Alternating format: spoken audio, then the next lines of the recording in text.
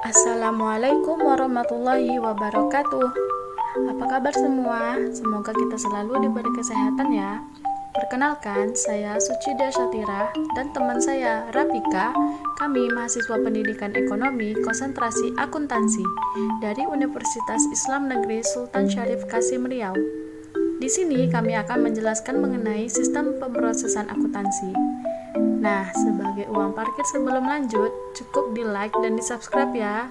Selamat menyaksikan.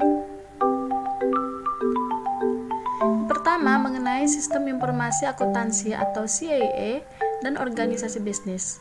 Apa sih itu sistem informasi akuntansi? Sistem informasi akuntansi adalah suatu komponen organisasi yang mengumpulkan, mengklasifikasikan, mengolah, dan menganalisa informasi finansial untuk pengambilan keputusan bagi pihak internal dan pihak eksternal perusahaan.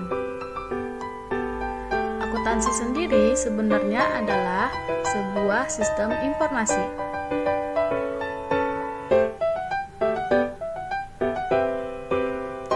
Lalu, bagaimana CIA dapat menambah nilai untuk organisasi? CIA yang didesain dengan baik dapat menambah nilai untuk organisasi dengan 1. Meningkatkan kualitas, meningkatkan efisiensi dan efektivitas rantai pasokannya, berbagi pengetahuan, meningkatkan struktur pengendalian internal, meningkatkan pengambilan keputusan, dan mengurangi biaya produk atau jasa.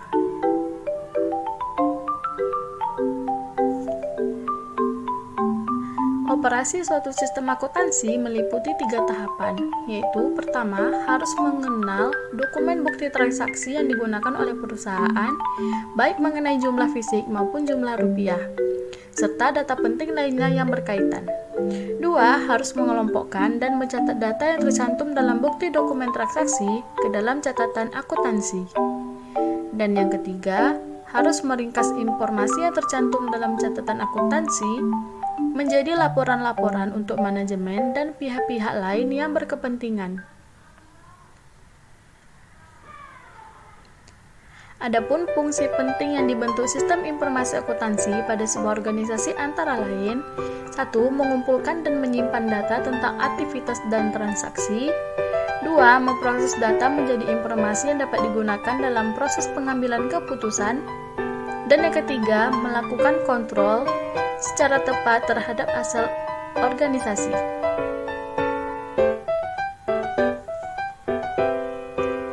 Sedangkan pengertian organisasi bisnis adalah yaitu suatu organisasi yang melakukan aktivitas ekonomi dan bertujuan untuk memperoleh keuntungan atau laba. Contoh organisasi bisnis adalah radio. Radio disebut bisnis organisasi karena tujuan ekonominya adalah menghasilkan keuntungan melalui kegiatan penyampaian informasi dan hiburan kepada masyarakat.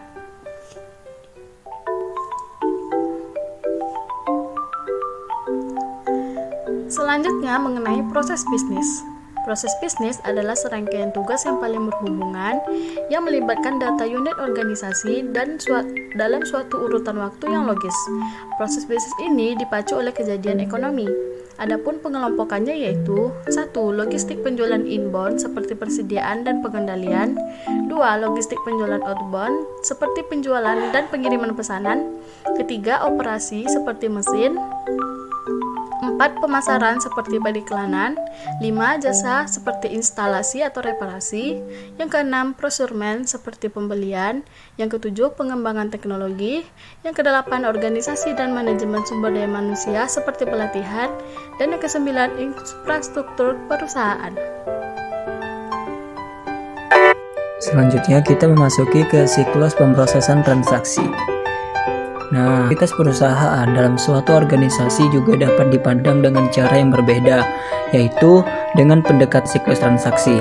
Siklus secara tradisional mengelompokkan aktivitas suatu bisnis ke dalam 4 siklus akuntansi. Yang pertama, siklus pendapatan, yaitu kejadian yang terkait dengan distribusi barang dan jasa ke entitas lain dan pengumpulan kas yang terkait dengan distribusi tersebut. Yang kedua, siklus pengeluaran, kejadian yang terkait dengan perolehan barang dan jasa dari entitas lain serta pelunasan kewajiban terkait dengan perolehan barang dan jasa. Nah, yang ketiga yaitu siklus produksi, kejadian yang terkait dengan transformasi sumber daya menjadi barang dan jasa. Dan yang keempat yaitu siklus kejadian yang terkait dengan akuisisi dan pengolahan dana termasuk kas. Selain keempat siklus tersebut, ada siklus kelima yaitu siklus pelaporan keuangan. Selanjutnya kita memasuki ke akuntansi dan teknologi informasi. Fungsi sistem informasi, di mana fungsi ini bertanggung jawab atas pemrosesan data. Fungsi sistem informasi dalam organisasi telah mengalami evolusi, di mana dulunya informasi ini diawali dengan struktur organisasi yang sederhana, yang hanya melibatkan beberapa orang. Sekarang fungsi ini telah berkembang menjadi struktur yang kompleks, dan melibatkan banyak spesialis.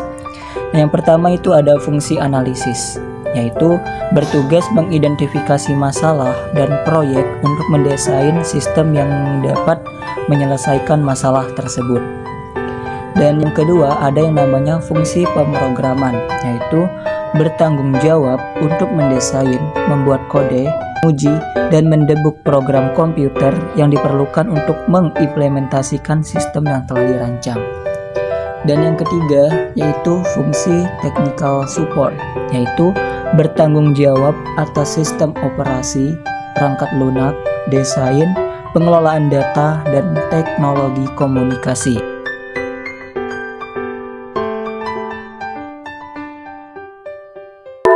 Yang keempat, ada yang namanya fungsi user support, yaitu bertugas melayani pengguna, serupa dengan fungsi teknikal yang bertugas melayani personel di Departemen Sistem Informasi.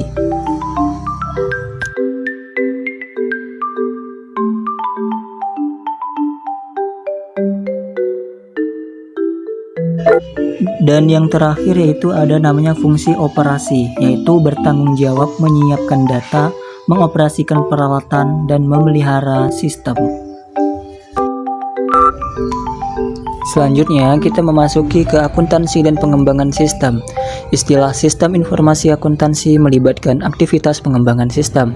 Auditor eksternal maupun internal berhadapan dengan aktivitas pengembangan sistem pada saat mereka mengevaluasi pengendalian sistem informasi sebagai bagian dari penugasan audit suatu perusahaan.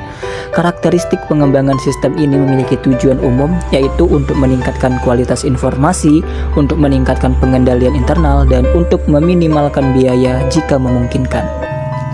Selanjutnya kita memasuki ke pendekatan. Nah, pendekatan sistem ini merupakan suatu prosedur untuk mengadministrasi proyek sistem. Tujuan pendekatan ini adalah untuk membantu terlaksananya pengembangan sistem yang efektif dan teratur. Pendekatan ini merupakan suatu proses yang terdiri dari 6 tahap, yaitu menetapkan tujuan sistem, menyusun alternatif solusi, menganalisis sistem, desain sistem, implementasi sistem, dan evaluasi sistem. Selanjutnya kita memasuki ke peran auditor dalam pengembangan sistem. Sebagai seorang auditor, akuntan dalam banyak hal harus terlibat dalam pengembangan sistem informasi akuntansi. Karena keahlian serta pengalamannya, auditor memiliki keterampilan khusus yang dapat disumbangkan bagi proses pengembangan sistem informasi akuntansi.